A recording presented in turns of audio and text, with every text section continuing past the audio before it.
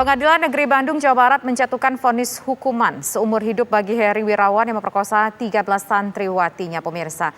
Atas putusan ini pun pihak jaksa mempertimbangkan untuk melakukan banding. Dalam dakwaannya terdahulu, jaksa menuntut hukuman mati dan kebiri kimia terhadap Heri Wirawan. Perbuatan terpidana ini dinilai sudah sangat keterlaluan. Apa sebenarnya hukuman yang layak diterima oleh predator 13 santriwati ini, pemirsa? Untuk membahasnya telah bergabung bersama kami ada Kepala Kejaksaan Tinggi Jawa Barat, yaitu ada Pak Asep N. Mulyana, dan juga pakar hukum pidana yang nanti akan bergabung bersama kami ada Bang Tengku Nasrullah. Pertama, kita baru bergabung dengan Pak Asep. Kita ingin mendengar dulu tanggapan dari Pak Asep sebagai orang yang melakukan penuntutan terhadap Heri Wirawan ini hanya dijatuhi hukuman seumur hidup, tidak sesuai dengan tuntutan dari jaksa. Tanggapannya bagaimana, Pak Asep? Baik, Mbak. Assalamualaikum warahmatullahi wabarakatuh.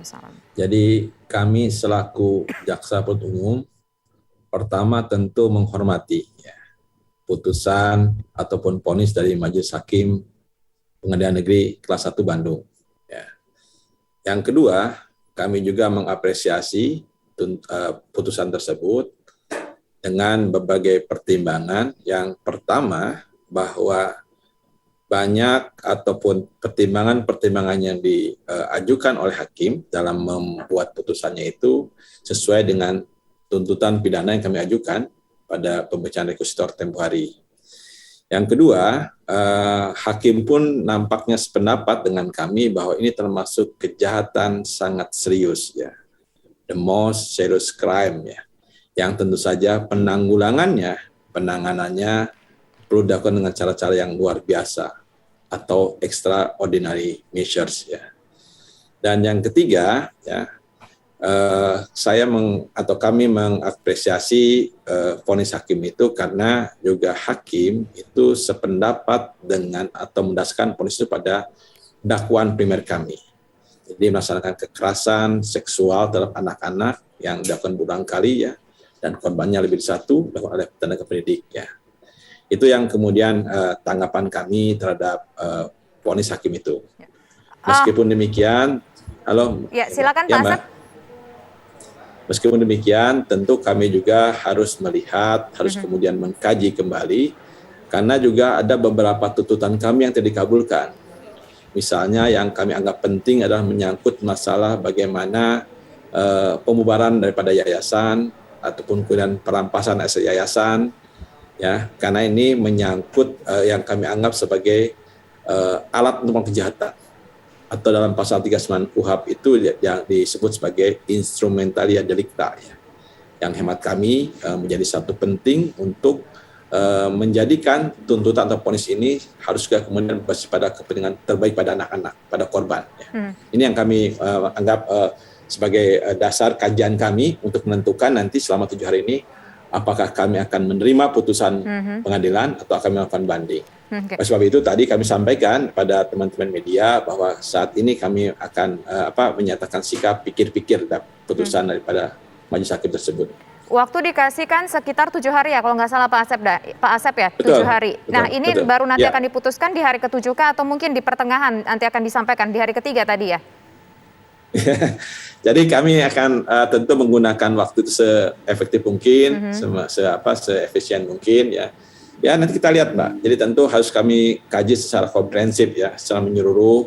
Kami memperhatikan berbagai aspek. Saya katakan tadi bahwa tentu tuntutan pidana ataupun vonis apapun putusan pengadilan sejatinya kan tidak hanya berbasis pada atau hanya menjelaskan pelaku, hanya kemudian juga memberikan efek jerah pada terdakwa, dan juga memberikan contoh atau data efek bagi pelaku lain, tapi yang lebih penting bagaimana tentang kelangsungan hidup korban, kelangsungan hidup keberlangsungan anak-anak, sekolahnya mereka dan sebagainya. Ini kan harus diakomodir dalam sebuah peradilan ini, gitu.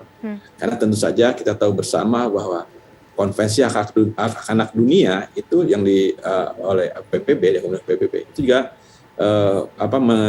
mengamanatkan untuk juga memberikan kepentingan terbaik bagi anak-anak. Ya, ini harus kita perhatikan bersama. Ya, kita sepakat ini bahwa merupakan kejahatan yang luar biasa, kejahatan yang sangat serius sekali, tidak main-main, korbannya belasan anak, bahkan ada yang sampai akhirnya melahirkan 9 anak, begitu ya Pak ya, dari 3 korban. Nah, kita ingin tahu Pak, kalau tadi Bapak katakan bahwa ini bukan hanya pelakunya saja yang harus mendapatkan hukuman, tapi nasib anaknya juga harus dipikirkan ke depannya. Nah, kalau kita mendengar hari ini persidangan kan lebih fokus untuk menjatuhkan hukuman seumur hidup bagi terdakwa, bagi tervonis sekarang bahkan ya, terpidana gitu. Nah, ini bagaimana untuk yang para korbannya seperti apa, Pak? Apakah ada upaya lagi yang bisa dilakukan? Ya, jadi kami kejaksaan ya sejak awal kan komit ya. Bahkan ketika persidangan masih berlangsung, kami sudah mengundang seluruh stakeholder terkait. Kami mengundang Ibu Menteri PPA untuk hadir di Bandung, kemudian juga pemerintah provinsi, bahkan tidak hanya itu, Kementerian Agama Provinsi Jawa Barat, kemudian Dinas Pendidikan dan Sosial, kami kemudian undang bersama untuk membicarakan bagaimana sebenarnya terhadap anak-anak ini. Dan bahkan terhadap ini, sekali lagi tanpa kemudian bermaksud mendahului putusan pengadilan, kami juga sudah menyiapkan berbagai upaya yang perlindungan terhadap anak-anak itu. Antara lain kami sudah menyiapkan rumah aman simpati Adiaksa di Sumedang. Kami juga sudah menyiapkan kemudian juga kampung Adiaksa di Purwakarta untuk juga menampung bagaimana anak-anak ini keberlangsungan soal anak itu. Okay. Di Purwakarta sudah dapat laporan dari kejadian di sana bahwa ada 4 anak di sana yang sudah kami lakukan untuk bagaimana pembinaan, bagaimana keberlangsungan pendidikannya. Kebetulan anak-anak itu memilih salah satunya dalam pendidikan berbasis agama di sana. Sudah mulai mereka belajar di sana. Okay. Ini kan bagian daripada tuntutan yang sifatnya komprehensif. Okay. Bagaimana kita penanganan pidana secara komprehensif, tidak hanya berbasis pada pelaku saja saya katakan. Baik, Pak Asep, nanti kita lanjutkan perbincangan kita Pak Asep ya, tapi kita harus jeda terlebih dahulu. Pemirsa, kami kembali sesaat lagi.